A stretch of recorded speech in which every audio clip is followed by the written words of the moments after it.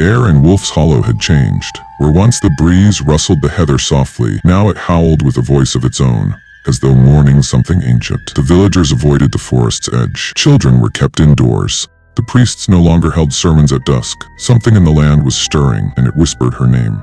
Eleanor. It had been nearly 2 weeks since Matthew Harrow's body was found hanging from the withered elm near the church ruins.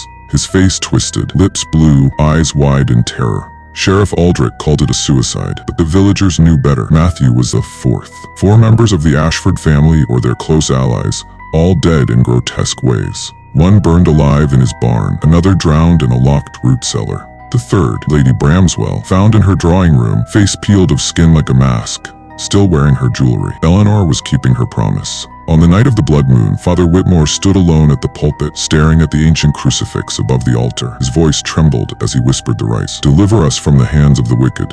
A cold gust blew through the church. The candles extinguished at once. He turned, the breath catching in his throat. There she stood, the ghost bride, not the blurred wraith spoken of in drunken tales, but a figure fully formed, her gown soaked in dried blood, her hair matted, her eyes hollow black pits. Father Whitmore fell to his knees. "I pray for your soul, Eleanor," he sobbed. "I begged them not to bury you outside the gate." Scream echoed through the church, but it wasn't his. It was the sound of every soul she'd touched. And then silence. At the manor, Edward Ashford III sat with a glass of brandy, his hands trembling. "She's killing us one by one," he said to his mother, Countess Liliana, who refused to believe. "Nonsense," she snapped.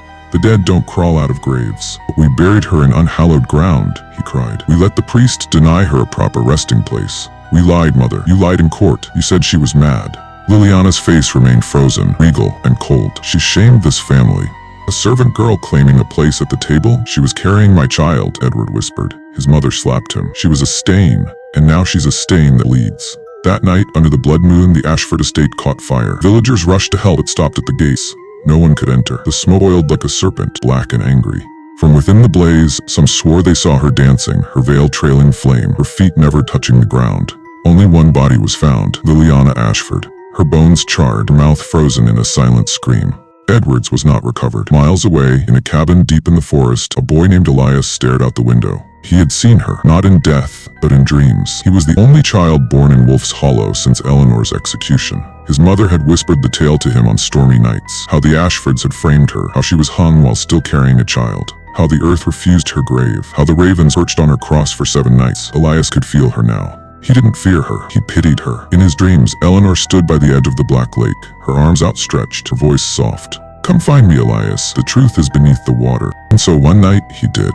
He slipped from his bed, crept past his snoring father, and walked barefoot into the forest. The trees parted for him, the mist circling but never touching him. The lake awaited, silent, still, and dark as pitch. He knelt by the edge. "Eleanor?" Ripples danced across the surface. Then slowly something emerged. A box, wooden, rotted, bound in iron. He pulled it free with trembling hands. Inside were letters, Eleanor's diary, pages soaked in pain, injustice, and betrayal. Names, dates, descriptions of what was done to her, the lies told in court, the affair with Edward, the threats from Liliana, the promise of vengeance made beneath the gallows. One page had a drop of blood, still wet. Elias ran home, his heart pounding, clutching the diary, but the door was ajar. Inside, his mother lay still, her eyes wide, her lips black, and written on the wall, in old, curling blood, "The innocent must know, the innocent must choose." Elsewhere, in the woods, the ground split open at a forgotten crossroads. Pale, lifeless hands clawed upward. Eleanor's grave was no longer in the earth. She was walking again, and now she was not alone.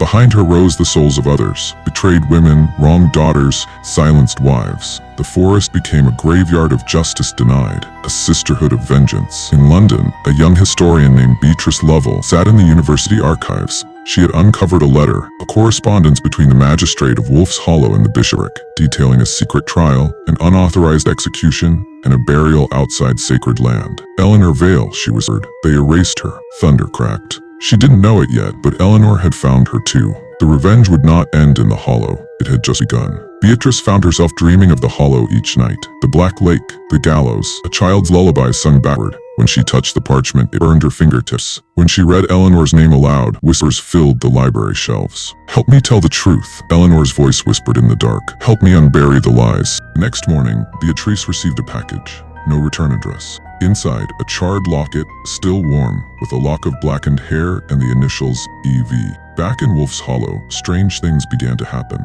Livestock were found drained of blood.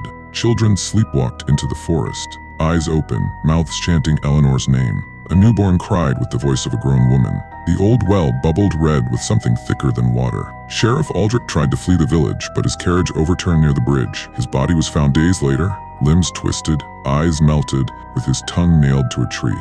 Above him, the word liar carved in the bark. Eleanor's revenge was no longer silent, no longer secret, and now no longer hers alone. This story series' 4th chapter. Very soon upload. Keep watching my all videos and subscribe.